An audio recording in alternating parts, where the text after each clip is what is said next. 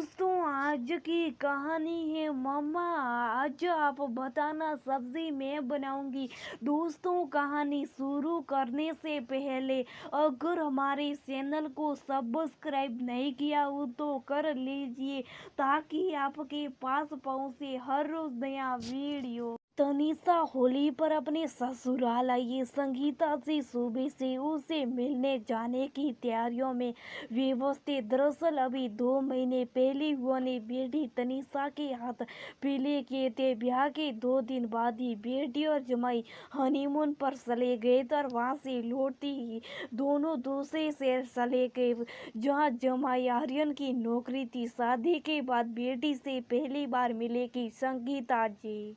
आर्यन की मां शकुंतला जी और संगीता जी 12 साल तक पड़ोसी रहते थे। दोनों घरों में बहुत अच्छा रिश्ता बन गया था। बाद में शकुंतला जी ने घर ले लिया था और वहां रहने चली गई, पर दोनों की दोस्ती बरकरार थी। आर्यन और तनीषा की लव कम एरिज मैरिज थी। संगीता जी के 2 बच्चे, तनीषा बड़ी और बेटा तनु छोटा था। आर्यन शकुंतला जी का इकलौता बेटा है। होली का त्योहार है तो संगीता जी ने बेटी की ससुराल वालों के कपड़े गिफ्ट आदि खरीदे थे। मनोहर जी ने पत्नी की उतावली देखकर सुटकी ली। अरे तनीषा, कहीं चली नहीं जाएगी? सुबह से भाग रही हो। गया रे बच्चे। संगीता जी बेटी की ससुराल में थी। सहेलियां थी तो मेहमानों वाली बात नहीं थी। सभी बैठकर बातें करने लगे। शकुंतला जी ने कहा, हम सहेली पहले हैं, बाद में समधन है। ये तोहफे वगैरह लाने की क्या जरूरत है? अरे यार, थोड़ी रस्में तो निभानी चाहिए। शकुंतला जी उठकर अंदर चली गई।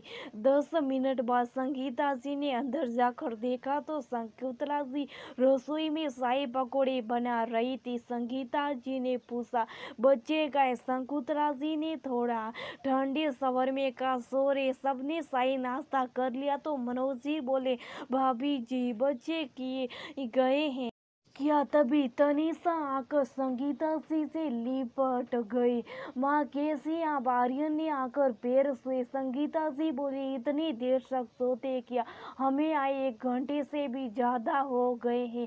मम्मा, आपको तो पता है कि मैं देर रात तक जानती हूँ। संगीता जी ने कुछ कहने को मुंह खोला पर फिर चुप हो गई। तभी उनकी नजर तनीषा के कपड़ों पर गई। ये क्या हॉफ पैंट और सलवी लेस टॉप पहनती हैं? तभी तनीषा ने शकुंतला जी की ओर देखा। मम्मा, क्या ग्रीन टी मिलेगी? संगीता जी उठ गई। चलो मैं बनाती हूँ। खाना खाकर संगीता जी बेटी को लेकर अपने घर आ गई, क्योंकि पहली होली मायके में होली थी है। पूरे रास्ते संगीता जी का चेहरा उतरा रहा। मनोज जी ने पूछा तो सिर दर्द हो रहा है कहकर टाल दिया। रात को खाना खाने के बाद मनोज जी सोने चले गए, क्योंकि उन्हें सुबह ऑफिस जाना था। तनुज और तनीषा में भाई बहन वाली मस्ती चल रही थी। तनीषा खाना खाने के बाद काफी पी थी। संगीता जी ने काफी बनाई और देने गई। वो बालकनी में झूले पर बैठी थी। वह महसूस मायके जैसा सो कहीं नहीं। क्यों, ससुराल में भी तो तू अपनी तरीके से रह रही है। हाँ वो तो है माँ। संगीता जी वही बैठ गई और बोली, तनीषा, हमने तुम्हें बहुत नाजों से पाला, हर तरह की आजादी दी, मन सा पहनो खाओ, कभी कोई रोक टोक नहीं किया। हाँ मम्मा, इसलिए तो आप दुनिया की सबसे अच्छी मम्मा हो। पर तनीषा, मैंने इतनी छूट दी, इसका मतलब ये तो नहीं कि तुम रस्म और रिवाज को न मानो। क्या मतलब? शकुंतला जी तुझे कुछ नहीं कहती, पर मैं जानती उन्हें तेरा देर तक सोना अच्छा नहीं लगता होगा। माना कि तू इस परिवार में बचपन से आती जाती है, लेकिन अब तू उस परिवार की बहू है। बेटा, तुम जिस तरह की नाइट ड्रेस को पहनकर अपने कमरे से बाहर आई वो ठीक नहीं। अब वो तेरी ससुराली आर्यन इकलौता बेटा है, उनकी भी बहू को लेकर कुछ अरमान होंगे।